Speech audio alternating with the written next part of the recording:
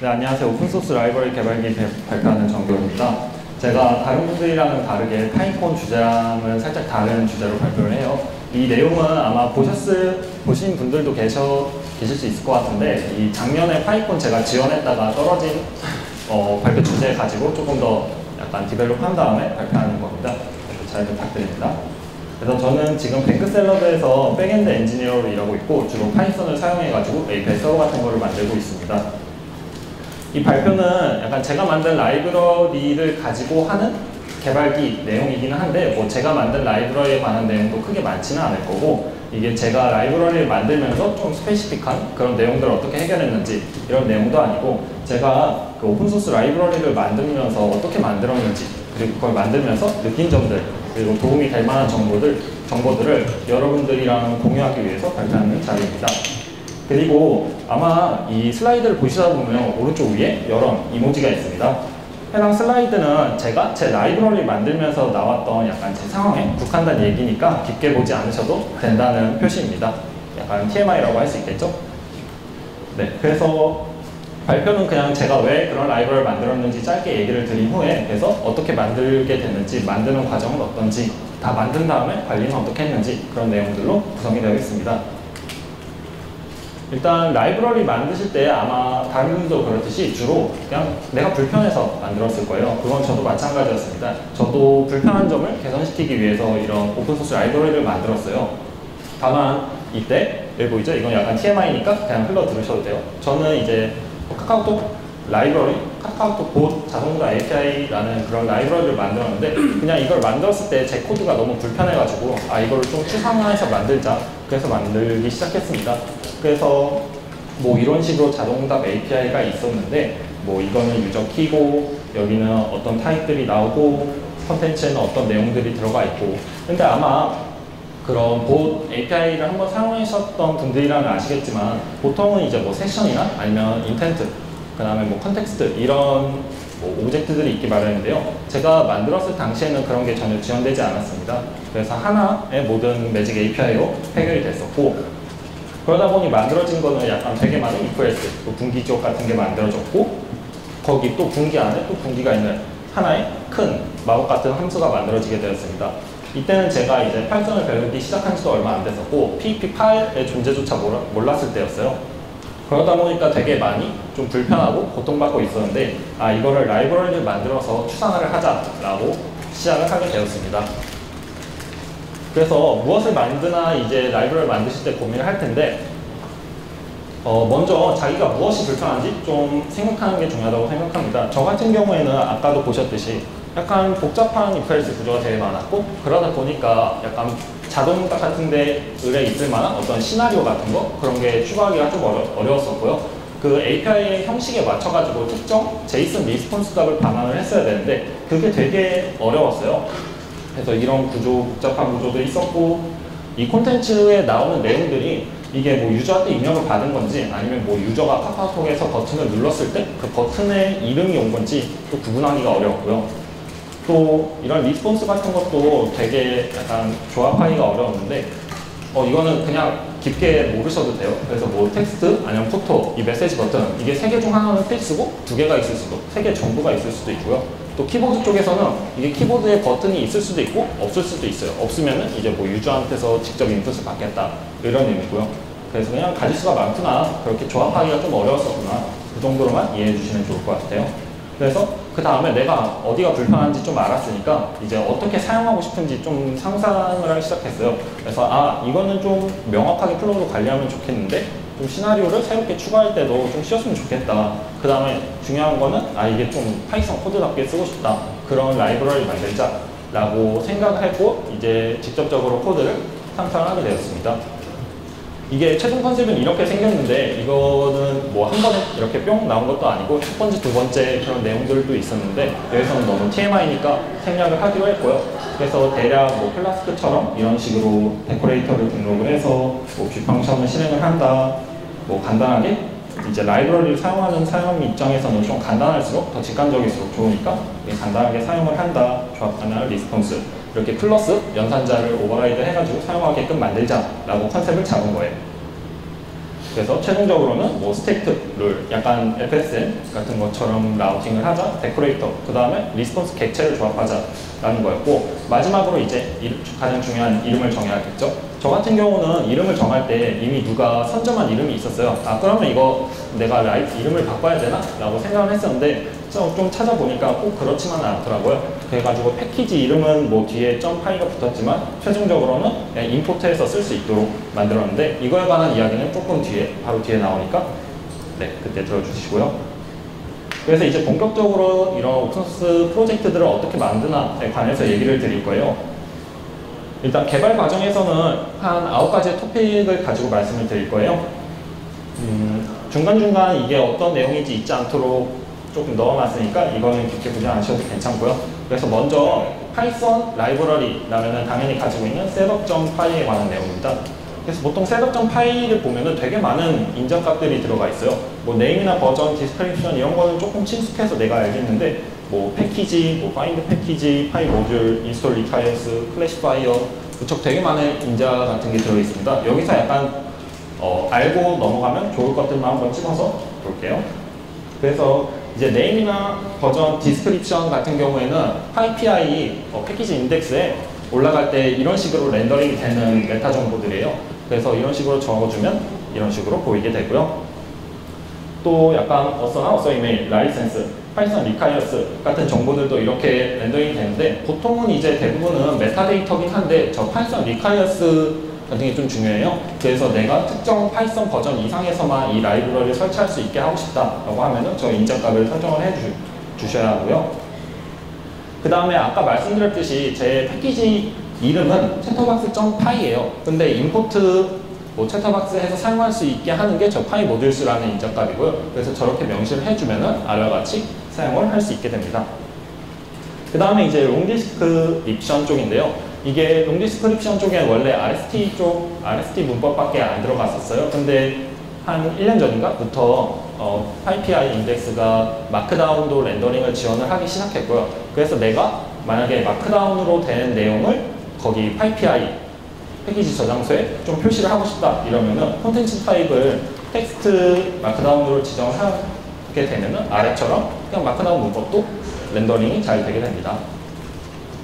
그 다음에 클래시파이어 같은 경우는 얘네가 뭐 직접적으로 윈도우에서만 깔게 한다, 맥에서만 깔게 한다 이런 효능은 없어요. 근데 약간 그 인덱스 저장소에서 좀 인덱싱, 그 다음에 검색할 때 좀 더 잘 되기 위해서 설정을 해주는 거고요. 그래서 이게 지금 뭐 알파 버전인지 베타 버전인지 명시를 해줄 수가 있고요. 여기서는 안 나와 있는데 저 프로그래밍 랭귀지를 지정을 할 수가 있어요. 이게 뭐 2 버전인지 3 버전인지 이거는 반드시 하나 이상의 값은 들어가야 합니다. 그래서 이게 2 only인지 3 only인지 정도는 적어 주셔야 하고요. 그 다음에 우리가 파이썬 이 라이브러리의 개발자로 참여를 하게 된다면은 파이썬 뭐 setup.py 테스트라는 그런 명령어가 있어요. 그거가 보통 이제 기본 내장되어 있는 유닛 테스트 모듈로 동작을 하게 되는데, 저 같은 경우는 이제 좀 뒤에서 말씀드리겠는데 유닛 테스트보다는 파이 테스트를 써서 개발을 진행했었고, 파이 테스트는 기본적으로 지원을 하지 않기 때문에 이런 명령어에도 파이 테스트를 돌리고 싶어가지고 저런 식으로 setup.cfg를 만들어줘서 얼라이언스 설정을 해주고, 뭐 파이 테스트 러너 같은 거를 지정을 해줘가지고 이런 식으로 파이 테스트로 라이브러리 테스트가 가능하도록 설정을 해주었습니다. 그 다음에 더 중요한 게 이제 내가 만든 라이브러리에 파이썬 2를 지원할 거냐 말 거냐, 3만 지원할 거냐, 약간 이런 거를 좀 결정을 하셔야 돼요. 그리고 또 파이썬 3을 지원하기로 시작했다면 어떤 버전부터 좀 지원을 할지 이런 것도 중요하고요. 그래서 저는 결정한 게 파이썬 2.2 버전 때는 이제 2020년 1월이면 지원이 종료돼요. 이게 뭐 아예 없어지는 건 아닌데 더 이상 공식적으로 지원이 되지 않고 버그 픽스조차도 되지 않으니까 웬만하면은 저는 파이썬 2를 지원할 필요가 있나? 라고 생각을 해서 파이썬 3만 지원하기로 결정을 했었고요. 그 다음에 3.4, 3.5, 3.6, 3.7을 가면서 약간 당연히 있어야 될 게 이때 생겼구나 하는 몇 가지 마이너 버전 업데이트가 있어요. 그래서 3.4 같은 경우에는 인원 모듈, 그 다음에 뭐 os.join 대신에 사용할 수 있는 패스 라이브러리, async IO 모듈들이 새로 생겼고요. 3.5 같은 경우는 async await 키워드가 생겼어요. 그래서 만약에 내가 어싱크 환경에서 돌아가는 라이브러리를 만들고 싶다 하면은 약간 3.5 이상부터 지원을 하면은 코드가 더 깔끔하게 지원을 할 수가 있고요. 또 타이핑 모듈도 새로 생겨서 이거는 유용하게 사용을 했습니다.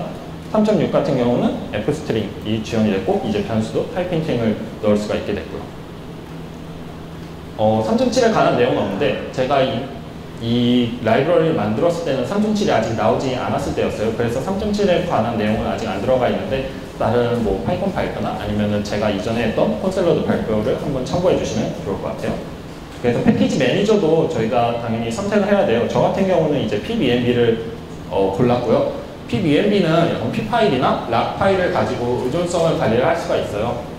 그래서 저희가 보통 버추얼 env로 가상 환경을 만든 다음에 뭐 소스 bmb, 액티베이트 이런 걸로 가상 환경을 오픈하고 그러는데 이건 이제 pbmb 쉘 같은 걸로 똑같이 가상 환경을 실행을 할 수가 있게 되고요. 이게 pbmb가 내가 사용한다면은 다른 사람들도 좀 사용을 할 수밖에 없게끔 강제하는 게 있어요. 왜냐면은 우리가 흔히 사용하던 requirements.txt, requirements-dev text 이런 게 없다 보니까요. 근데 이제 이런 식으로 pbmb 해서 나온 결과물을 저렇게 파일에다가 넣어줌으로써 약간 다른 컨트리뷰터들도 그냥 쉽게 조인해가지고 좀 개발할 수 있게끔 호환성을 유지시킬 수가 있고요. pbmb install-dev 같은 명령어로 이제 딱 이 패키지를 인스톨할 때 필요한 게 아니라 이 패키지를 개발할 때 필요한 의존성들만 따로 관리를 할 수가 있습니다.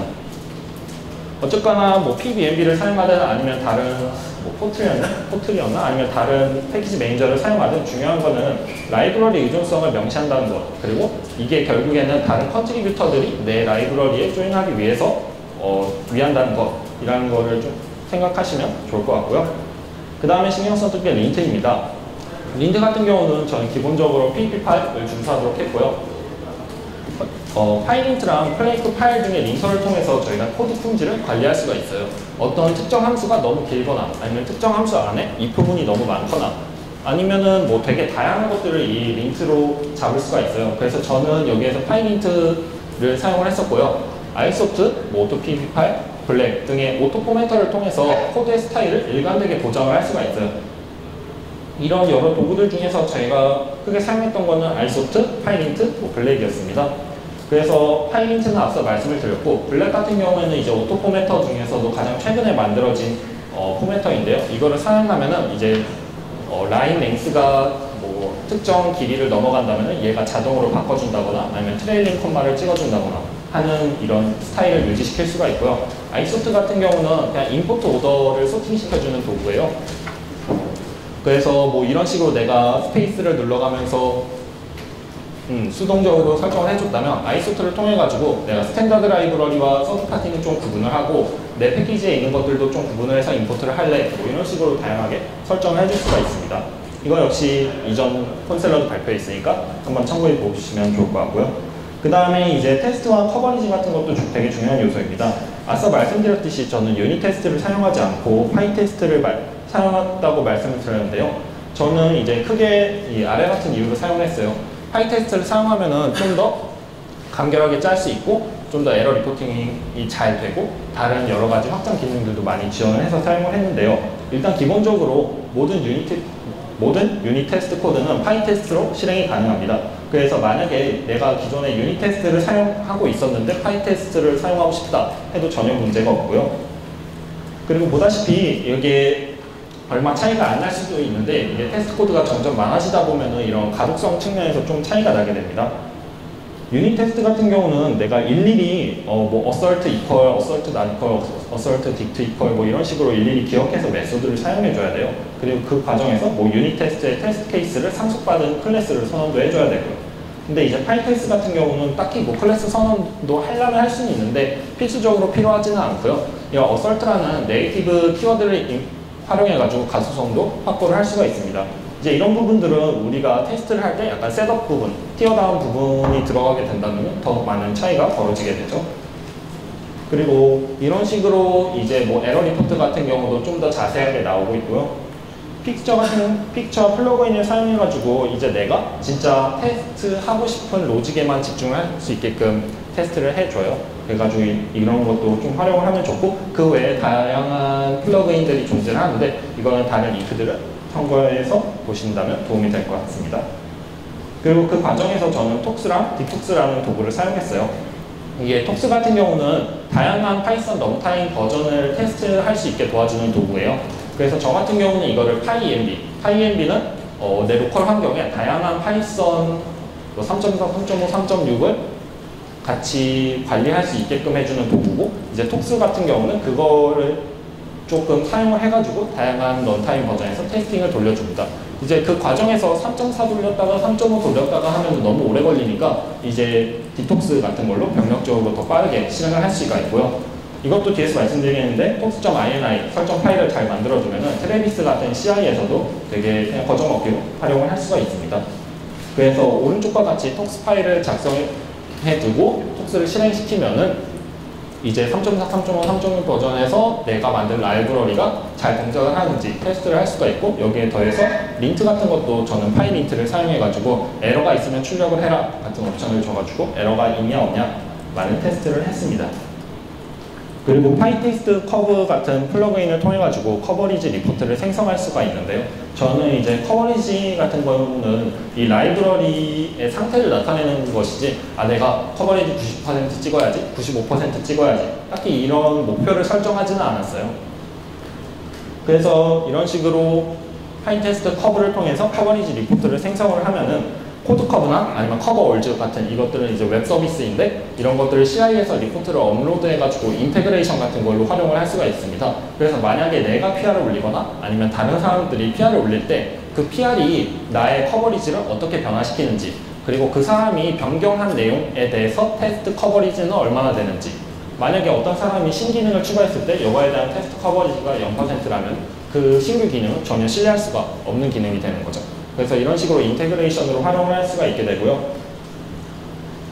그래서 이런 앞서 말씀드렸던 모든 것들을 다 한꺼번에 모아서 활용할 수 있는 게 약간 CI 쪽이에요. 그래서 만약에 내가 뭐 커밋 푸시를 했거나 PR이 올라온다면은 트래비스에서 리눅스 환경, 그 다음에 앱베이어라는 것도 약간 트래비스랑 비슷한 CI 제공자인데, 앱베이어의 윈도우 환경에서 톡스를 통해 가지고 뭐 3.4, 3.5, 3.6, 3.7 다양한 파이썬 버전에서 내가 파이 테스트와 파이 린트를 돌리고, 만약 성공이나 실패를 알려준 다음에 그 만약에 성공을 했다면 커버리지를 코드 커브에 리포트하는 이런 모든 것들을 인테그레이션 해주는 존재입니다. 그래가지고 제가 구성했던 약간 CI 구성도는 이런 식으로 됐고요. 그래서 제가 의도했던 라이브러리는 윈도우 환경에서도 돌아가게끔 하고 싶었기 때문에 트래비스뿐만 아니라 앱베이어 같은 것도 사용을 했고요. 이게 성공했든 실패했든 바로 GitHub으로 리포팅이 되게 됩니다.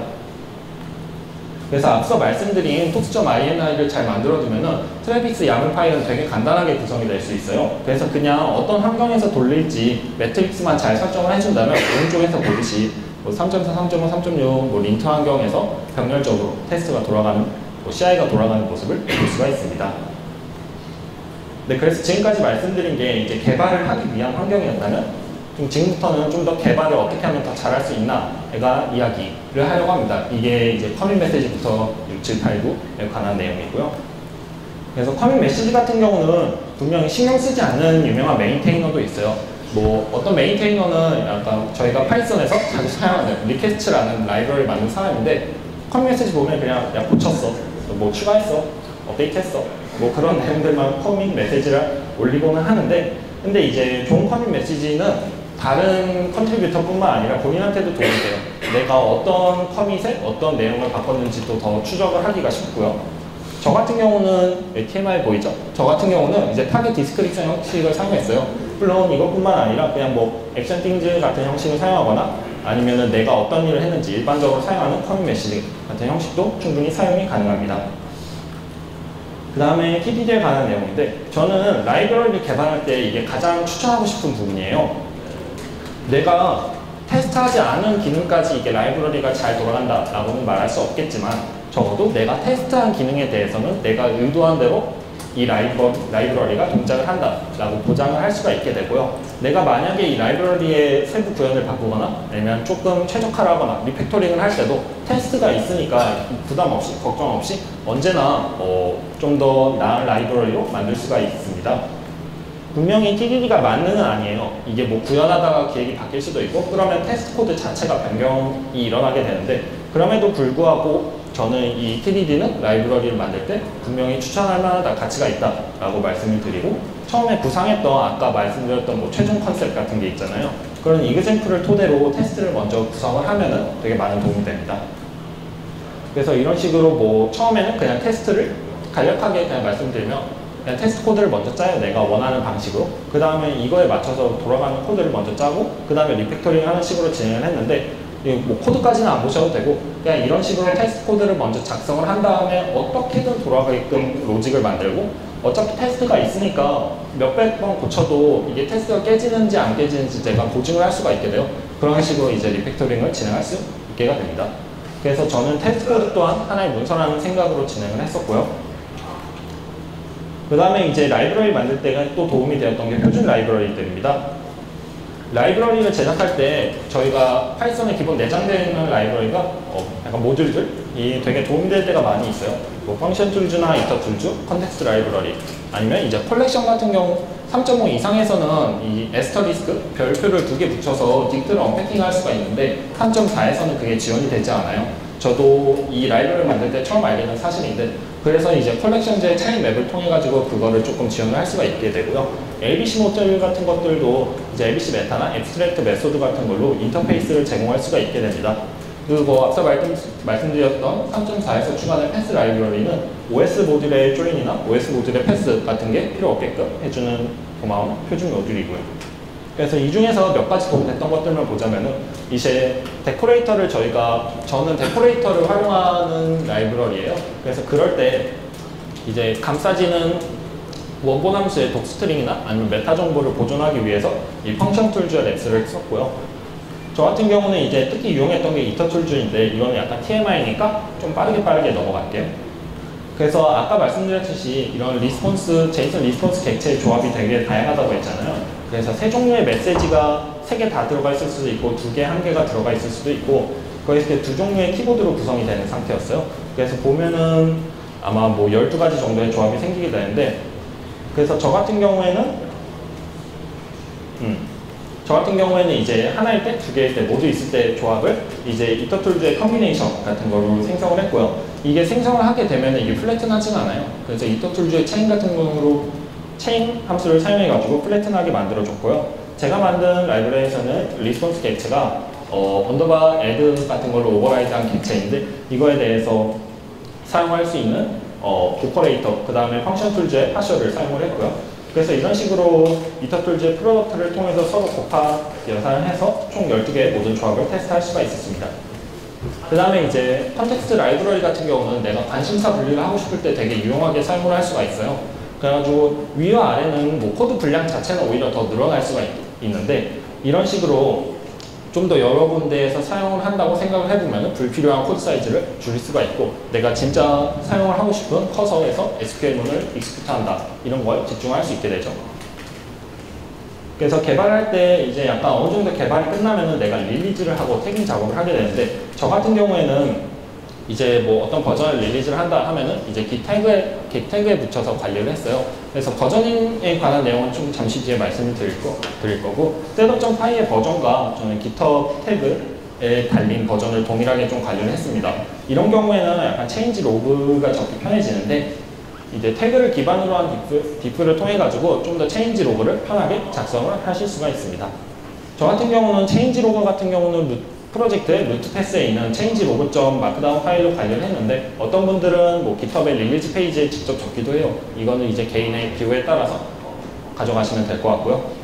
그 다음에 이제 앞에서 말씀드린 9가지 토픽 이외에 마지막으로 약간 API 체크리스트 같은 게 있어요. 저는 이게 되게 유용했는데 이 API 체크리스트에서 말하는 게 너가 만드는 게 진짜 간단한 걸 쉽게 만들고 복잡한 걸 가능하게 하고 잘못된 거는 안 되게 하냐 이 절대 대명제에 맞는 라이브러리 혹은 API를 만들고 있냐라고 말을 해주는데 저는 이거를 가이드로 삼기에 매우 도움이 되었고요. 그 외에도 말하는 게 뭐 리드미에 샘플 코드를 넣어라, 그 다음에 뭐 네이밍을 일관되게 해라, 뭐 어디서는 뭐 add something을 하고 어디서는 something add를 하고 이런 식으로 하지 말고 단어 순서를 좀 통일을 해라.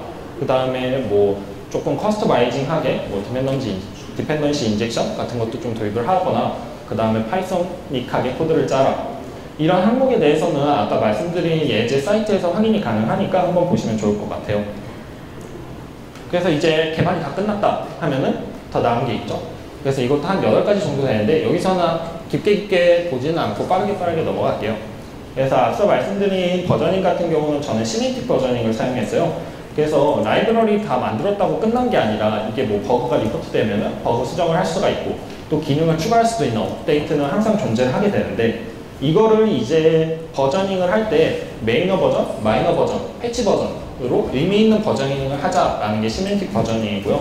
만약에 브레이크 체인지가 발생을 했다. 예를 들면 파이썬 2에서 파이썬 3로 갔다 하면은 이게 메이저 버전의 업데이트에 해당하는 거고요. 그 다음에 그냥 새로운 기능이 추가는 됐어. 다만 하위 호환성은 내가 보장을 할게. 이게 마이너 버전 업데이트예요. 파이썬 3.6에서 뭐 3.7이 릴리즈 됐다라는 거가 여기에 속하겠죠. 그리고 이제 뭐 버그 해결이나 약간 핫픽스 같은 경우는 이제 패치 버전 업데이트로 해결을 하자라는 게 시멘틱 버전이고요.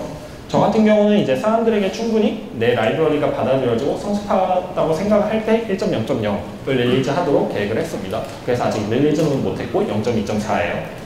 그리고 이제 캘린더 버저닝도 존재는 해요. 캘린더 버저닝 같은 경우는 PBMB가 사용을 하기도 하는데 다른 우분투나 파이티지, 파이참 그런 데서 사용을 하고 있는 버저닝 방식이에요. 이거 같은 경우는 이제 릴리즈 사이클이 뭐 3개월마다, 6개월마다로 주기적이거나 아니면 이제 타임존 정보를 가지고 있거나 인증 정보 같은 거를 가지고 있는 프로젝트 같은 경우는 아웃데이트에 민감을 하니까 이것도 캘린더 버저닝에 사용을 하긴 하고요. 이게 뭐 브레이크 체인지가 수도 없이 발생하고 너무 크거나 포괄적인 프로젝트, 뭐 우분투를 예로 들 수가 있겠죠. 그래서 이런 거라면 캘린더 버저닝을 고려해 볼 만합니다. 이게 문서화 같은 경우는 라이브러리를 개발할 때 문서화 같은 게 되게 중요한데 왜냐면은 내 라이브러리 사용하는 사람도 결국 다른 개발자이기 때문이에요. 근데 나는 당연히 내가 만들었으니까 내 코드를 다 알지만 다른 사람들은 그렇지가 않습니다. 그래서 이 라이브러리는 어떻게 사용을 해야 하나요? 같은 경우는 뭐 getting started 같은 섹션에 넣기도 하고요. 어떤 함수가 있고 파라미터는 어떤 걸 받고 뭘 리턴을 합니다. 각 파라미터의 의미는 무엇입니다. 같은 경우는 API 레퍼런스 쪽으로 빼곤 합니다. 그래서 이런 문서화를 할 때 도움이 되는 게 스핑크스와 리드 더 독스예요. 그래서 이거에 관한 내용은 여기서 깊게 다루지는 않고 저 두 링크를 참고하시면 좋을 것 같고 제가 자꾸 링크를 참고하시라고 말은 드리는데 당연히 못 참고하겠죠. 왜냐면 링크가 없으니까. 이거는 제가 발표자를 업로드 하시면 거기서 참고를 하시면 좋을 것 같아요.